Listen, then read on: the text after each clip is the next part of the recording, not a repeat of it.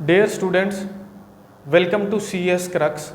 आज का हमारा टॉपिक है joints in database management system. Joints relational database management system का एक बहुत इंपॉर्टेंट कॉन्सेप्ट है।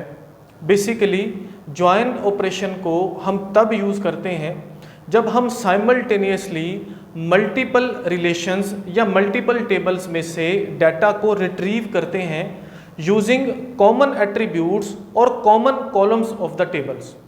या हम कुछ इस तरह से भी इसको बोल सकते हैं कि जो जॉइन ऑपरेशन है इसको यूज़ किया जाता है to perform multi table queries. आज की इस वीडियो में हमें जॉइन के बेसिक कॉन्सेप्ट को समझना है। हमें ये समझना है कि जॉइंस को हम किस सिनेरियो में यूज़ करते हैं, फिर उसके बाद हम टाइप्स ऑफ जॉइंस को कवर करेंगे। वन बाय वन सभी टाइप्स को विद एग्जाम्पल हमें कवर करना है हमारी फ्यूचर वीडियोस में। लेकिन बेसिक जो कॉन्सेप्ट है वो ये है कि हमें जब तक ये क्लियर नहीं होगा कि किस सिनेरियो में हम जॉइन को यूज़ करते हैं तब तक उनकी टाइप्स को हम अच्छे से कवर नहीं कर सकते। तो स्टार्ट करते हैं और विद एग्जाम्पल जॉइंस को समझने की कोशिश करते हैं। उसके पहले अगर आप चैनल पर न्यू आए हैं तो चैनल को सब्सक्राइब ज़रूर कर दीजिए, वीडियो को लाइक और शेयर ज़रूर कर दीजिए। पहला कॉन्सेप्ट जो जॉइंस को लेकर हमें माइंड में रखना है वो ये है कि जॉइंस का कॉन्सेप्ट ना सिर्फ रिलेशनल अलजबरा में कवर होता है बल्कि SQL में भी कवर होता है। दोनों में जो कॉन्सेप्ट है जॉइंस का वो बिल्कुल सेम है, लेकिन जो सिंटैक्स है वो दोनों में डिफरेंट है। मीन टू से कॉन्सेप्ट तो एक ही है लेकिन दोनों में इसको डिनोट करने के लिए हम जो सिंटैक्स यूज़ करते हैं वो डिफरेंट होता है। रिलेशनल अलजबरा में हम मैथमेटिकल एक्सप्रेशंस के ज़रिए जॉइंस को डिनोट करते हैं, जबकि SQL में स्ट्रक्चर्ड क्यूरी लैंग्वेज में जो कि एक इम्प्लीमेंटेशन लैंग्वेज है वहाँ पर हम क्यूरीज की मदद से इसको डिनोट करते हैं।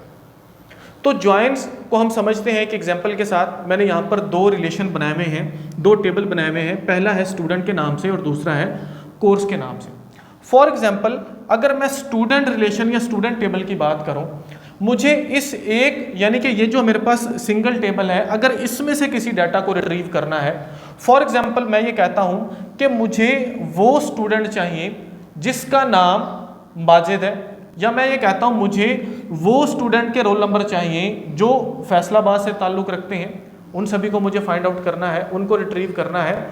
तो यहाँ पर मुझे जॉइंस को यूज़ करने की ज़रूरत नहीं है क्योंकि एक सिंगल टेबल के लिए हम जॉइंस को यूज़ नहीं करते। इसी तरह से अगर मैं कोर्स की बात करूं तो मुझे अगर जो है C++ का कोर्स ID चाहिए, यहाँ पर हमें जॉइंस को यूज़ करने की ज़रूरत नहीं है। लेकिन अगर मैं ऐसा कहूँ कि मुझे उन स्टूडेंट्स का नाम चाहिए जो पाइथन लैंग्वेज कोर्स ले रहे हैं, तो यहाँ पर क्या है, यहाँ पर जो स्टूडेंट का नाम है वो पड़ा हुआ है स्टूडेंट के टेबल में, जबकि जो कोर्स पड़े हुए हैं वो कहाँ पर पड़े हुए हैं, वो पड़े हुए हैं कोर्स वाले टेबल। यहाँ पर जो रिलेशंस हैं, जो टेबल्स हैं वो क्या है, मल्टीपल है, या आप बोल सकते हो दो है, दो से ज़्यादा भी हो सकते हैं। अब इन दो टेबल में से डाटा को रिट्रीव करने के लिए मैं किसको यूज़ करूँगा, मैं यूज़ करूँगा जॉइंस को। ठीक है जी, ये हमारे पास जॉइंस। लेकिन शर्त क्या है, कंडीशन ये है कि हम इन दोनों टेबल्स में से डाटा तभी रिट्रीव कर सकते हैं, तभी फाइंड कर सकते हैं जब इन दोनों टेबल में कोई कॉलम या जो एट्रीब्यूट है वो कॉमन होगा।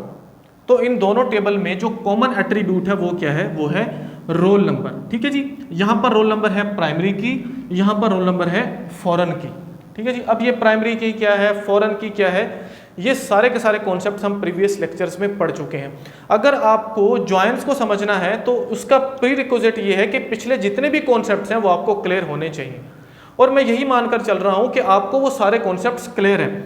अब मैं ये बताना चाह रहा हूँ कि जॉइंस वहाँ पर यूज़ होंगे जहाँ पर हमें डाटा मल्टीपल रिलेशन से हासिल करना है, फाइंड आउट करना है, और शर्त यह है कि वहाँ पर कोई ना कोई कॉमन एट्रीब्यूट होना चाहिए, कॉमन कॉलम होना चाहिए उन मल्टीपल रिलेशन में, नहीं तो ज्वाइन करने का फ़ायदा ही नहीं है। वैसे भी हम ज्वाइन ही क्यों करेंगे जब उनके दरमियान कुछ कॉमन नहीं है। ये एक सिंपल सी आप बोल सकते हो, एक सीधी सी बात है।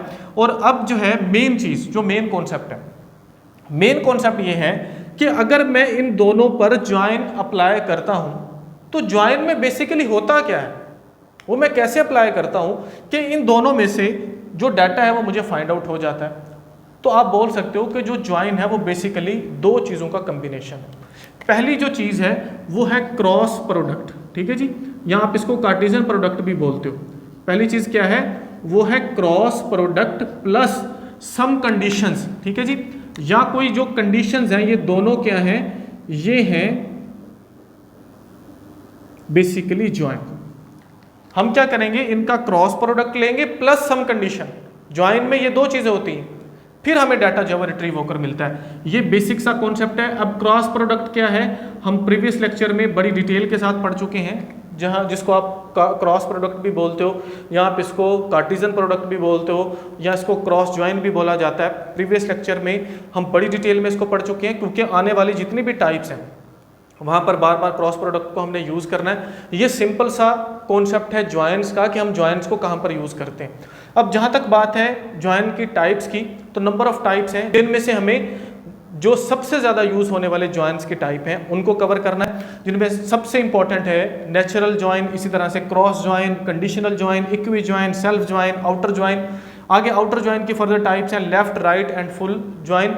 तो हमें क्या करना है जी, इन सबको one by one with example cover करना है, ताकि इसके कॉन्सेप्ट को हम अच्छे से कवर कर सकें।